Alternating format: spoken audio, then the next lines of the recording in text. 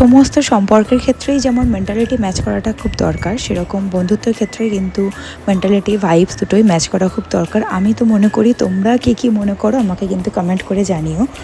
আর জানো তো, এখানে যে মানে শুধুমাত্র কাপলসরাই দুজন দুজনকে ফুল দেয় সেরকম না, আমরা কিন্তু বন্ধুরাও এরকম করে থাকি। আমি আর রশ্মিতা জাস্ট সাডেন মিট করেছিলাম, আর ও আমাকে এরকমভাবে সারপ্রাইজ করে দিয়েছিল এই ফুলটা দিয়ে। ভীষণ ভীষণ ভীষণ ভালো লেগেছিলো। আমরা এই দমদমের ক্যাসকেড ক্যাফেটাতে গেছিলাম, যেটা খুঁজে পেয়েছিলাম ইনস্টাগ্রাম থেকে। এই ক্যাফেটা হনুমান মন্দিরের একদমই কাছে। তোমরা যারা একটু বাজেট ফ্রেন্ডলি কোনো ক্যাফে খুঁজছো সন্ধ্যেবেলা 2-3 ঘন্টা আড্ডার জন্য, তাহলে কিন্তু এই ক্যাফেটাতে তোমরা যেতেই পারো। আর আমরা এরকমই করি, ঠিক আছে, মানে দেখা হওয়ার পর গল্প, কলেজের স্কুলের পিএনপিসি বেসিক্যালি যেটা মেয়েরা করে থাকে, তো সেটাই করি। খুব সুন্দর একটা সন্ধে কাটিয়েছিলাম। এই মিনি ব্লগটা কেমন লাগলো কমেন্ট করে জানিও। দেখা হবে নেক্সট ব্লগে। টাটা।